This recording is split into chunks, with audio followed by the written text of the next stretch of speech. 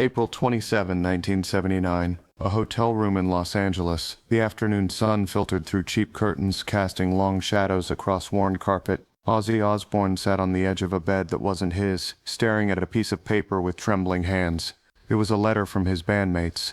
3 words changed everything. "You're fired, Ozzy." Black Sabbath had just kicked out their lead singer. The band that invented heavy metal, the pioneers who had terrified and thrilled millions, had decided their frontman was no longer needed. The voice behind Paranoid, Iron Man, and War Pigs, songs that defined a generation, was out, done, finished, cast aside like yesterday's news. Everyone in the music industry thought Ozzy's career was over. Record executives whispered about it in boardrooms. Music journalists wrote obituaries for his career. Even his friends wondered if this was the end. They were all wrong, but let's rewind the tape, because the firing didn't happen overnight. It wasn't a single moment of anger or a spontaneous decision. It was years in the making, a slow-motion train wreck that everyone could see coming but nobody could stop. And it started with something darker than any Black Sabbath song ever written: addiction. By 1977, the cracks were showing. By 1978, Ozzy was drowning in a sea of his own making. Alcohol consumed every waking hour. Drugs controlled every decision. He would show up to rehearsals too wasted to remember his own lyrics. He'd miss recording sessions entirely, leaving his bandmates waiting in expensive studios, burning money by the hour. During concerts, the performances that should have been his moment to shine, he'd forget lyrics mid-song, stumble across the stage like a man lost in his own life, or pass out backstage before the encore.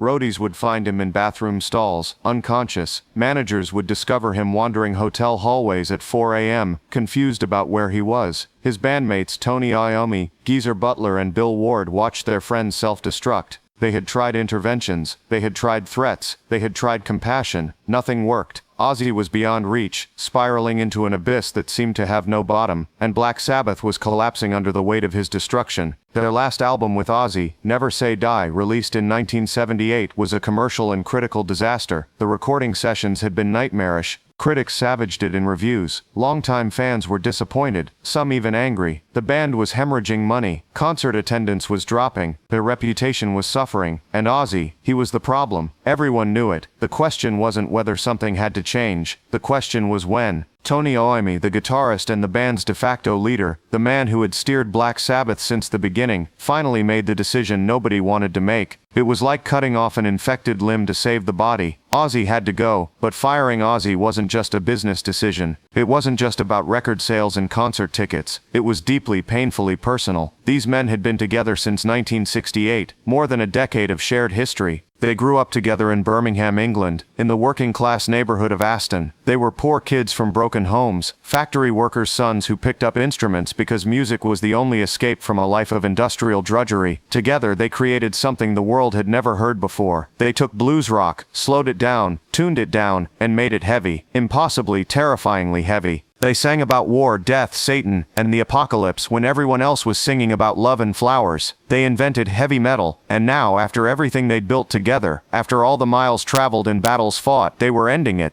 They were abandoning their brother, because that's what it felt like, a betrayal wrapped in necessity. When Ozzy received the letter in that Los Angeles hotel room, he didn't rage, he didn't throw furniture, or make threats. He didn't call Tony screaming, he didn't immediately reach for a bottle, though God knows he wanted to. He just sat there on that bed, reading the words over and over, broken in a way that even years of substance abuse hadn't achieved, because deep down in the part of his mind that the drugs and alcohol hadn't completely destroyed, he knew they were right. He had become a liability, a danger to himself, and everyone around him. He was destroying the band he loved, the only family he'd ever really known. So Ozzy did what he always did when the world fell apart. He went home. Home to Sharon Arden. Sharon wasn't his wife yet. They weren't even officially together. She was the daughter of Don Arden, one of the most feared managers in the music business, a man known for his ruthlessness and occasional violence. Don Arden had managed Black Sabbath for years. Sharon had grown up around rock stars, had seen the industry from the inside since childhood. She knew its darkness, its cruelty, its casual brutality. She had known Ozzy for years, had watched him perform, had seen him at his highest highs and his lowest lows. She had seen something in him that nobody else could see anymore. Something beyond the addiction, beyond the self-destruction, beyond the pathetic figure he'd become. She saw a star waiting to be reborn. When Ozzy showed up at her door defeated and lost, she didn't turn him away. She didn't lecture him about his failures. She looked at this broken man and made a decision that would change both their lives forever. "You don't need them," Sharon told him, her voice steady and certain. "You're going to be bigger than Black Sabbath ever was." Ozzy laughed. It was a bitter, hollow sound. He thought she was insane, delusional. Black Sabbath was everything. They were his identity, his purpose, his reason for existing. Without them, he was nothing. Just another washed-up rock singer with a drug problem. And there were thousands of those littering the streets of Los Angeles. But Sharon didn't laugh. She didn't smile. She looked him dead in the eyes with an intensity that made him uncomfortable and said, "Trust me." And for reasons he couldn't explain, Ozzy did. Sharon Arden became his manager, taking over every aspect of his professional life. She took control with an iron fist wrapped in velvet. First order of business, get Ozzy clean. Well, cleaner. She was realistic enough to know that total sobriety wasn't happening overnight. Ozzy's addictions were too deep, too entrenched, but she could get him functional. She could get him to the point where he could work. She monitored his drinking. She controlled his drug access. She scheduled his days down to the minute. She became part manager, part guardian, part drill sergeant. It was exhausting. It was frustrating. There were relapses and failures and moments when she wanted to give up. But Sharon never quit,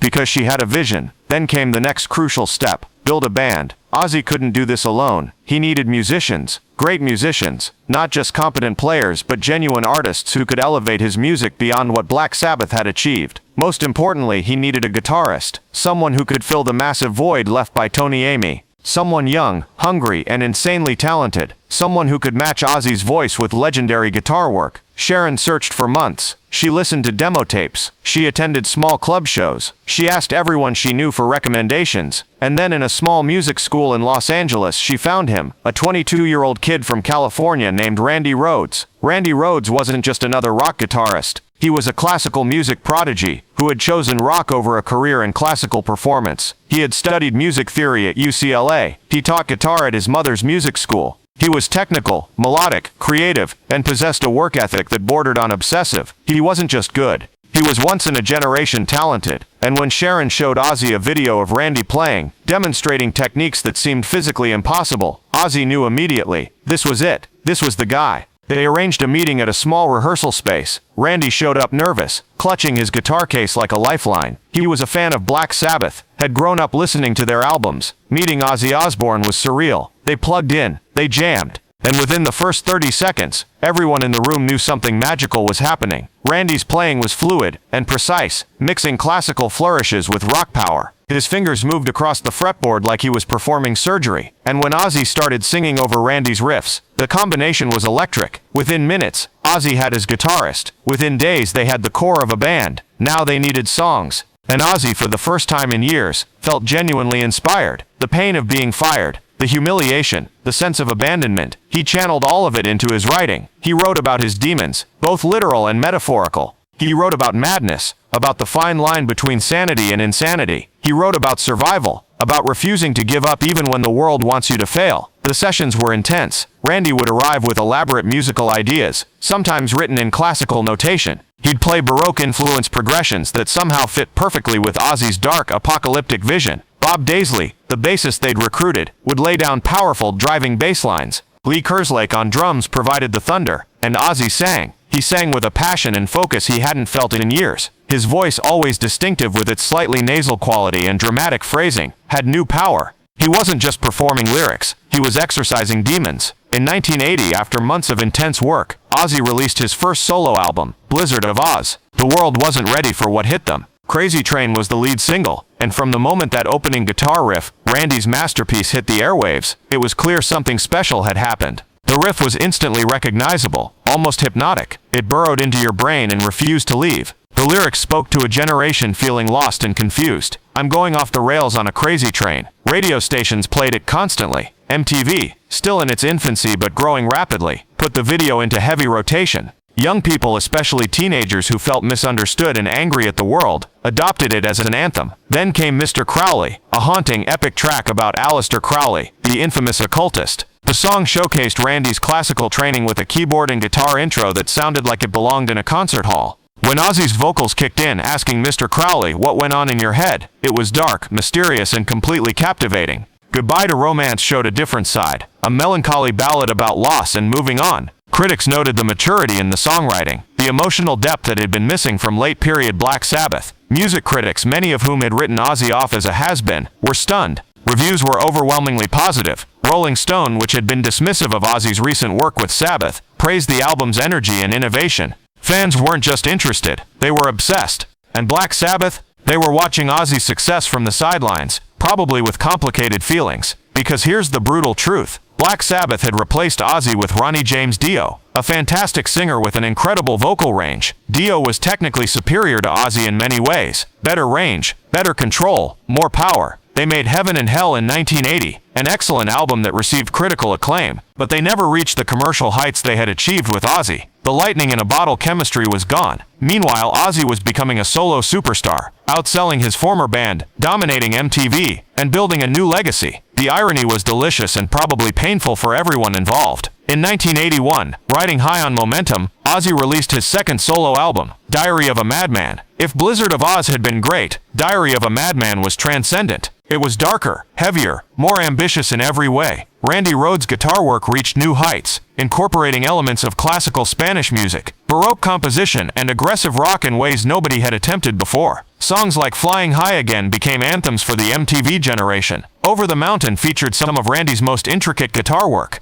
The title track, Diary of a Madman, was an epic journey through madness and paranoia that showcased both Randy's compositional genius and Ozzy's ability to sell dark, complex material. Ozzy was now selling out arenas across America and Europe. MTV was playing his videos in heavy rotation. He was on the cover of every rock magazine. Interview requests flooded in. The man who had been kicked out of Black Sabbath, who had been written off as a washed-up addict, was now the hottest property in rock music. But success, as always, came with a price that had to be paid. The touring schedule was absolutely brutal. Night after night, city after city, barely any time to breathe between shows. The pressure was immense and constant. Record label executives wanted more hits, promoters wanted more dates, fans wanted more everything. And Ozzy's addictions, which Sharon had managed to contain but never eliminate, were spiraling again. The temptations on the road were endless. Drugs were everywhere. Alcohol flowed constantly. Groupies threw themselves at him. The rock and roll lifestyle that had nearly destroyed him before was now amplified 1,000-fold by his success. Sharon tried desperately to keep him under control, but it was like trying to hold back the ocean with her bare hands. Ozzy was self-destructive by nature.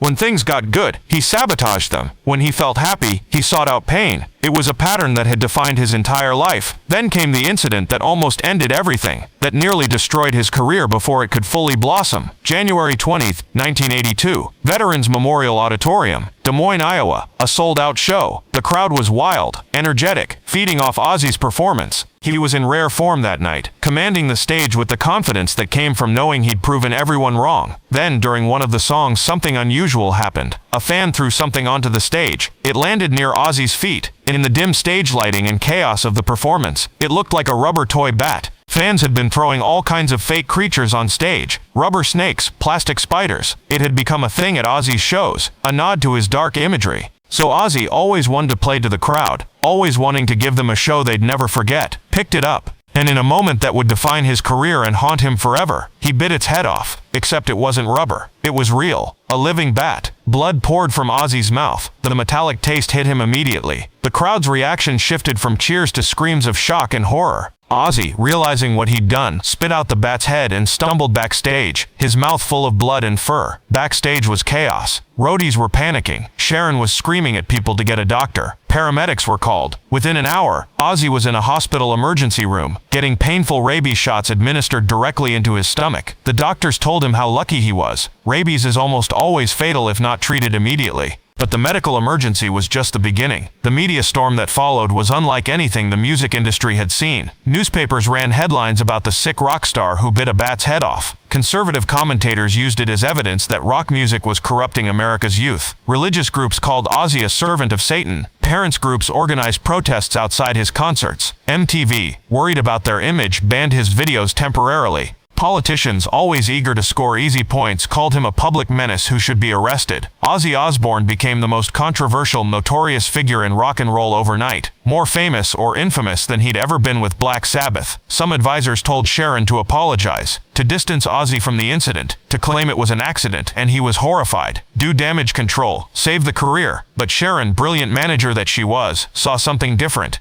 She saw opportunity, because controversy sells, notoriety sells, and in rock and roll, being dangerous was an asset, not a liability. She didn't apologize. She didn't back down. She didn't issue statements of regret. And instead, she leaned into it. She embraced the madness. Ozzy became the Prince of Darkness, the madman of rock, the wild man who was capable of anything. His image shifted from just another rock star to something mythical, almost supernatural. And his popularity didn't just survive the scandal, it skyrocketed. Album sales increased, concert tickets sold faster than ever. He became a cultural phenomenon beyond just music. People who had never heard his songs knew his name. Sharon had turned potential disaster into triumph. Ozzy was now more than a musician. He was an icon. But then, just as everything seemed perfect, just as Ozzy had achieved success beyond his wildest dreams, tragedy struck with devastating force. March 19, 1982, Florida. Early morning. The Diary of a Madman tour was in full swing. The tour bus was parked near a small private airfield in Leesburg. Most of the crew and band were still sleeping after the previous night's show. Randy Rhoads, who never slept much, was awake. He noticed a small plane on the property. The tour bus driver, Andrew A.C.O, mentioned he had a pilot's license and asked if Randy wanted to go up for a quick flight. Randy loved flying. He'd been talking about getting his pilot's license. Despite being exhausted from constant touring, he agreed. Rachel Youngblood, the band's seamstress and makeup artist, decided to join them. They went up in the small Beechcraft Bonanza just after dawn. It was supposed to be a quick joyride, maybe 15 minutes to see the sunrise from the air. But A.C.O, who may have been impaired or simply reckless, decided to buzz the tour bus. He wanted to wake everyone up, to play a joke.